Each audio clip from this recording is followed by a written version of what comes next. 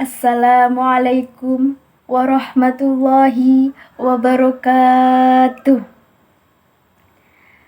Alhamdulillah wa syukurillah wal khairu wasyarru bimasyiatillah. Asyhadu an la ilaha illallah wahdahu la syarikalah wa asyhadu anna Muhammadan abduhu wa rasuluh. Rabbi shrahli sadri wa yassirli amri wahlul 'uqdatam min lisani yafqahu qawli. Allahumma sholli ala sayyidina Muhammad wa ala ali sayyidina Muhammad. Amma ba'd. Yang terhormat Bapak Fahrul Razi selaku dosen pembimbing lapangan, yang saya hormati para pimpinan dan dosen Universitas Islam Negeri Wali Songo Semarang, khususnya Fakultas Dakwah dan Komunikasi. Dan tidak lupa teman-temanku semua yang saya sayangi dan saya banggakan. Pertama-tama, marilah kita panjatkan puji syukur kehadirat Allah Subhanahu wa Ta'ala yang telah memberikan kita nikmat yang begitu luar biasa, yaitu nikmat sehat walafiat.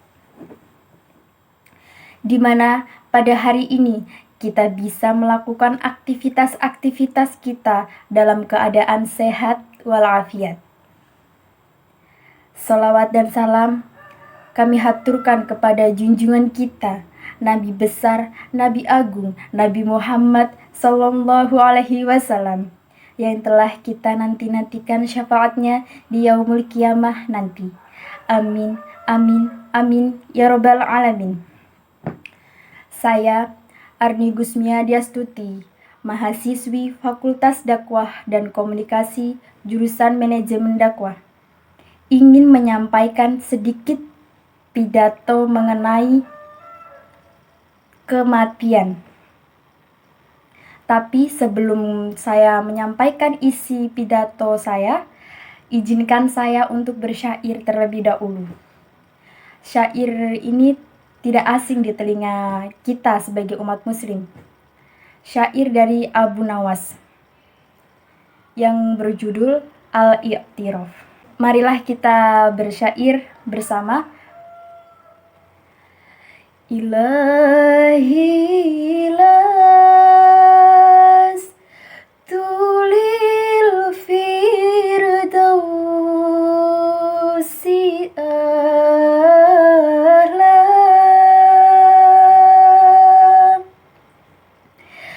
walal aqwa alan naril jahim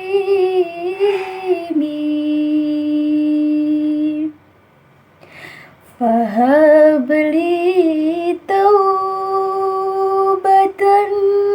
wa ghafir dhunubi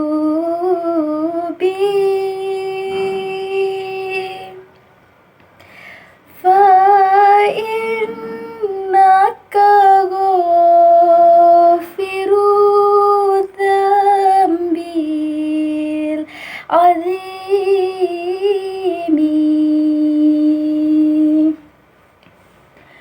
Oh Tuhan, aku bukanlah ahli syurga, juga tak mampu menahan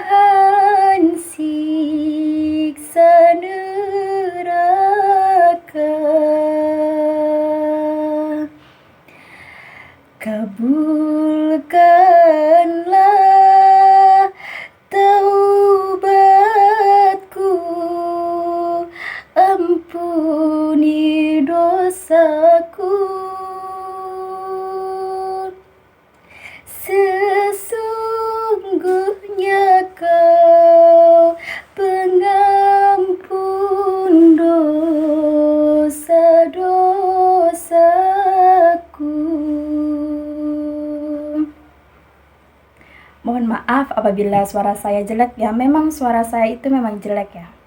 Jadi syair Abu Nawas tadi yang berjudul Al-I'tiraf atau sebuah pengakuan itu mengingatkan kita terhadap kematian. Jadi sampai kapan kita akan berbuat maksiat? Sampai kapan kita akan berbuat dosa, berbuat zolim terus-menerus? Apakah kalian tidak yakin bahwa azab Allah itu ada? Azab Allah itu sangat keras, sangat pedih. Allah mampu mengazab manusia sampai sekonyong-konyong. Allah juga mampu mengazab manusia dengan cara menenggelamkan dari bumi secara tiba-tiba. Apakah kalian tidak takut dengan Allah? Apakah kalian tidak takut dengan azab Allah? Coba bayangkan, ketika kita sedang berbuat maksiat, ketika kita sedang berbuat dosa, tiba-tiba kematian datang menghampiri kita. Apa yang akan kita lakukan? Kita tidak bisa melakukan apa-apa. Jiwa kita, badan kita, itu sangat lemah untuk mampu menahan azab dari Allah. Rasulullah Shallallahu Alaihi Wasallam pernah bersabda, "Ma ra'aitu manzuru qadun illa wal qabru ufdha'u minhu." Aku tidak pernah melihat pemandangan yang lebih mengerikan dari azab kubur. Hadis riwayat Ibnu Majah. Azab kubur itu memang pedih, wahai saudaraku. Memang pedih dan sangat mengerikan. Apakah kalian tidak takut akan azab kubur dari Allah? Wahai saudaraku, sesungguhnya azab kubur dan kuburan itu adalah penentu bagi kehidupan kita. Kalian pikir itu setelah kita dikubur, terus di dalam kuburan, terus kita akan hidup tenang setelah itu? Malaikat Munkar dan Nakir, malaikat yang bertanya di alam kubur itu, dia tidak akan bertanya pada kita. Terus kemudian Allah juga tidak akan meminta pertanggungjawaban kita yang selama ini kita lakukan di dunia. Tidak seperti itu. Utsman bin Affan dahulu ketika beliau berziarah kubur, beliau menangis. Kemudian ketika dirinya ditanya, "Kenapa ketika engkau dibacakan surga dan neraka, engkau tidak menangis? Tapi ketika engkau berziarah kubur, mengapa engkau menangis?" Kemudian Utsman menjawab, "Aku pernah mendengar sabda dari Rasulullah Shallallahu Alaihi Wasallam yang artinya seperti ini. Sesungguhnya kuburan itu adalah persinggahan akhirat yang pertama kali. Siapa yang selamat di kuburannya, maka yang setelahnya dia akan lebih baik dari itu. Tapi siapa yang tidak selamat di kuburannya, setelahnya dia akan lebih buruk dari itu." Hadis riwayat Tirmizi. Jadi jangan menganggap remeh azab kubur Allah. Kita kan hidup di dunia ini hanya sementara ya. Kalau ibaratnya orang Jawa bilang itu ya, karena saya orang Jawa, jadi kalau orang Jawa bilang itu seperti ini, "Urip neng donyo iku mau mampir ngombe." Ya, jadi itu di dunia itu kita hidup itu cuma sebentar gitu loh. Sebentar, nggak akan lama. Kita hidup di dunia itu nggak mungkin 1000 tahun, 2000 tahun. Bahkan kita tidak bisa hidup di dunia itu secara abadi, secara terus-menerus. Itu tidak mungkin. Karena kita, setiap orang yang hidup, itu pasti akan mengalami yang namanya kematian. Allah juga berfirman dalam Quran Surah Ali Imran ayat 185. yang berbunyi seperti ini. A'udzu billahi minasyaitonir rajim. Bismillahirrahmanirrahim.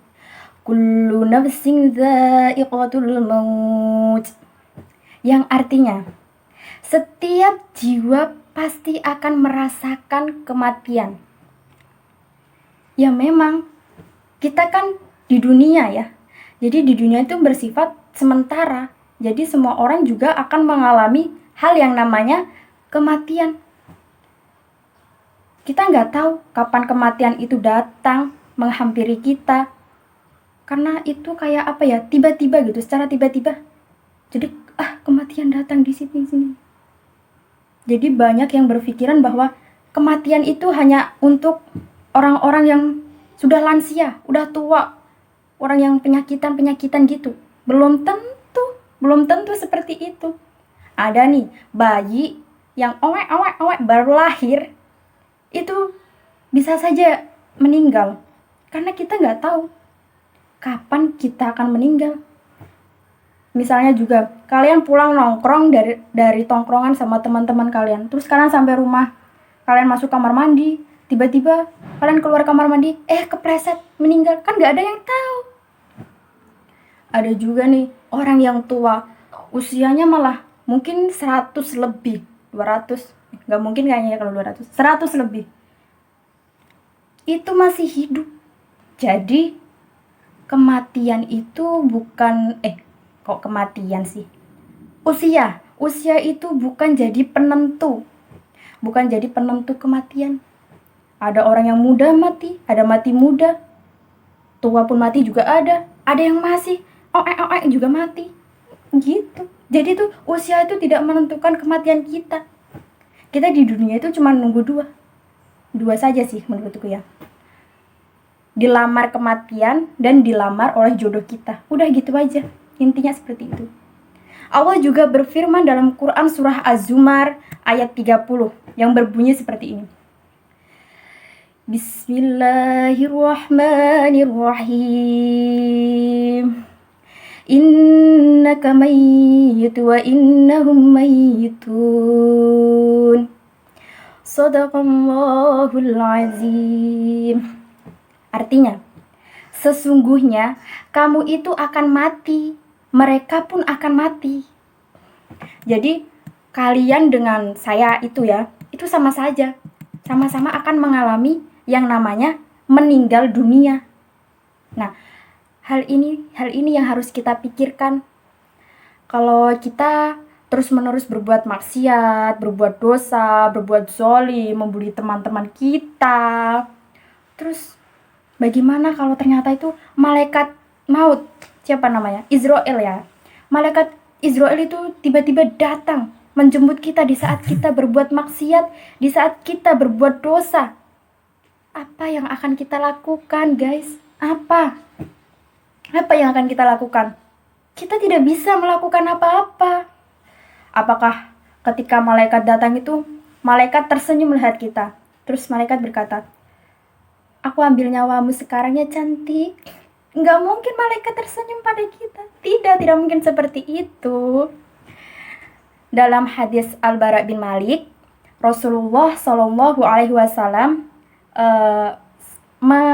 pernah menggambarkan bagaimana kematian orang yang fasik itu. Rasulullah Shallallahu Alaihi Wasallam berkata, apabila ada seorang kafir atau orang fasik itu meninggal dunia,